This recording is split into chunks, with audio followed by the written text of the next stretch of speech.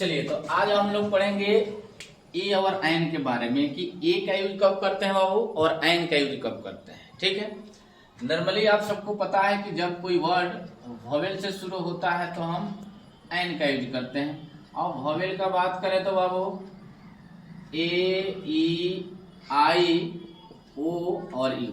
Vowels कितने होते हैं? 5 होते हैं। नॉर्मली हमें पता है कि जब कोई वर्ड वॉवेल से शुरू हो तो उसके पहले हम एन यूज करते हैं। जैसे एग्जांपल में हो गया बाबू एप्पल। एप्पल जो है ए से शुरू हुआ है यानी वॉवेल से शुरू हुआ है तो इसके पहले हम लिखते हैं एन। ठीक है, जैसे हमने लिखा बाबू एंड, तो एंड भी ए से शुरू हुआ, वॉवेल से शुरू हुआ है तो हम लिखेंगे एन। ये तो नॉर्मल चीजें है जो सबको पता है। ठीक है, और फिर बात करते हैं ए का। तो जब कंसोनेंट,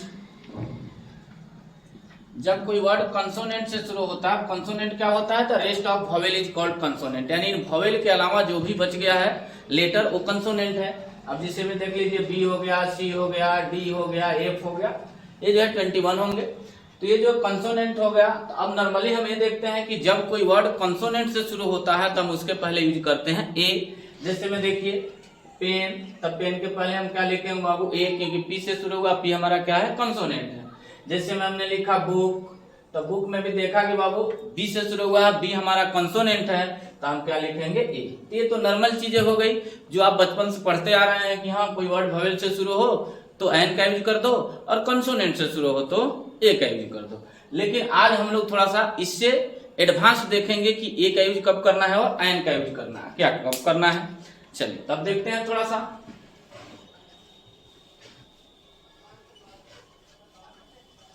चलिए बाबू, अब जो है हम लोग बेसिकली जो है अब हमें वॉवेल कंसोनेंट नहीं बल्कि अब हमें साउंड के ऊपर ध्यान देना है बाबू। वॉवेल साउंड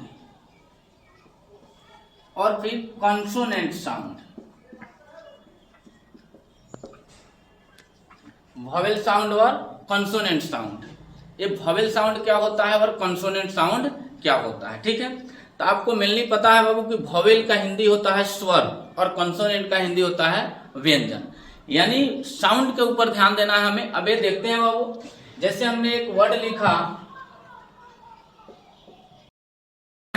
तो ऑनेस्ट बोलने पे आप देखिए भले इसका जो फर्स्ट लेटर है वो एच है, कंसोनेंट है, लेकिन उससे मतलब नहीं है। आप इसके प्रोनाउंसिएशन को देखिए, इसके साउंड को देखिए। आपने क्या बोला? ऑनेस्ट। ऑनेस्ट बोल रहे हैं तो ओ आ रहा है, यानी उच्चारण करते समय जो साउंड आ रहा है वो ओ आ रहा है। और ओ आपको पता है कि वॉवेल साउंड है यानी स्वर है। स्वर को पता ही है बाबू कि स्वर की संख्या 11 होती है अ से लेकर और तक। तो ऑनेस्ट बोलने पे ओ आ रहा है इसका उच्चारण में पहला अक्षर जो वॉवेल साउंड आ रहा है, इस वजह से यहाँ जो है इसके पहले बाबू यूज होगा एन, ये यूज नहीं होगा। ठीक है बाबू, एक और वर्ड लिखते हैं, दूसरा है बाबू आवर। अब देखिए ये भी शुरू हुआ है एच से, लेकिन आप इसको पढ़ते क्या है? हावर की आवर, आप पढ़ते हैं आवर। चलिए तो अब देखते हैं बाबू आवर। अब देखिएगा कि आवर जो आप लिखे हैं एच ओ यू आर, ये लिखे हैं आप एच से यानी कंसोनेंट से शुरू हुआ है, लेकिन इसका प्रोनाउंसिएशन क्या है बाबू? आवर। आवर यानी अ जो आ रहा है पहला साउंड यानी वॉवेल साउंड आ रहा है तो इसके पहले भी हम क्या लिखेंगे बाबू? एन लिखेंगे। तो आपने देखा कि भले ये जो वर्ड है वो शुरू हुआ कंसोनेंट से, लेकिन इसके पहले यूज हुआ एन। क्यों? बिकॉज ऑफ इट्स साउंड, इसके साउंड की वजह से, क्योंकि इसका साउंड जो है क्या है? वॉवेल साउंड है। दूसरा देखते हैं बाबू, अब यहां एक वर्ड है बाबू वन साइडेड गेम। अब इसके पहले हमें आर्टिकल लिखना है कि ए लिखें या एन लिखें। तो वर्ड है बाबू वन साइडेड गेम। अब वन साइडेड में आप देखिए वन साइडेड गेम का जो पहला लेटर है वो क्या है? वो है यानी वॉवेल है। तो नॉर्मली आप जानते हैं कि वॉवेल के पहले एन यूज होता है तो आप एन यूज कर दीजिएगा, लेकिन नहीं, आप जो है इसका प्रोनाउंसिएशन करिए और ना समझ में आए तो हिंदी लिखिए। वन साइडेड गेम आप लिखिए वन।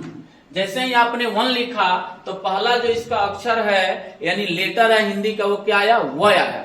तो वह वॉवेल साउंड है कि कंसोनेंट साउंड है? तो आपको आप सभी को पता है बाबू कि वह जो है क्या है? कंसोनेंट साउंड है यानी व्यंजन वर्ण है। इस वजह से हम यहाँ क्या लिखेंगे?